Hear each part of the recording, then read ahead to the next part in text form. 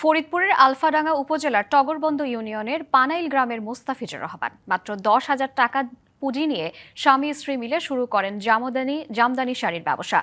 হাতের কাজ ভালো হওয়া ও জামদানির চাহিদা বেশি থাকায় শুরু থেকেই পিছু ফিরে তাকাতে হয়নি মুস্তাফিজুর রহমানের।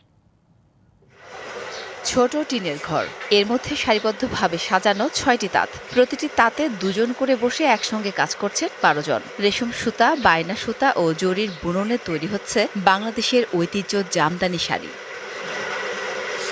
ফরিদপুরের আলফাডাঙ্গা উপজেলার টগরবন্দ ইউনিয়নের পানাইল গ্রামে মুস্তাফিজুর রহমান নিজ বাড়িতেই কারখানা বসিয়ে তৈরি করছেন ঐতিহ্য জামদানি শাড়ি। মাসে 22 থেকে 25টি জামদানি শাড়ি তৈরি হচ্ছে, সেগুলো বিক্রিও হয়ে যাচ্ছে। শাড়ির মান ভালো হওয়ায় অনেক ক্রেতা বাড়িতে এসে কিনে নেন। অভাবের সংসারে 5ম শ্রেণীর পর আর পড়াশোনা করা হয়ে ওঠেনি মুস্তাফিজের। মাত্র 12 বছর বয়সে কাজের সন্ধানে পাড়ি জমান নারায়ণগঞ্জে। রূপগঞ্জের প্রণবকুল গ্রামে জামদানি শাড়ি তৈরির কাজে যোগ দেন। 4 গুণ শক্তিশালী এনজাইম ও অধিক ফেনা সমৃদ্ধ অরিক সিলভার ওয়াশ মাত্র 70 টাকায়।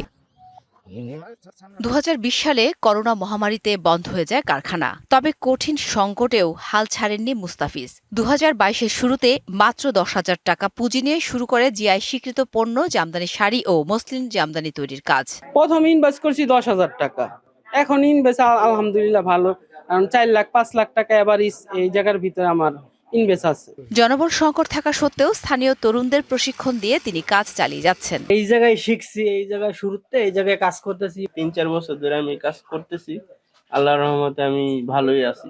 সরকারি সহযোগিতা পেলে বহু বেকার যুবককে কাজে লাগিয়ে আন্তর্জাতিক বাজারে আরও সমৃদ্ধভাবে জামদানি তুলে ধরা সম্ভব। যদি এরকম পুঁজি পাই বা এরকম কোনো ভালো লোনের ব্যবস্থা হয়, তাহলে অবশ্যই চিন্তা ভাবনা আছে এটা ভালো পরিবেশে করার। তার শাড়ির মানও খুবই ভালো। সেক্ষেত্রে উপজেলা প্রশাসনের পক্ষ থেকে যদি তার কোনো সহযোগিতা প্রয়োজন হয়, পক্ষ থেকে তার পাশে থাকবো। ভারতসহ বিশ্বের অনেক দেশে যাচ্ছে মুস্তাফিজুর রহমানের Jamdani sari. DBC news desk.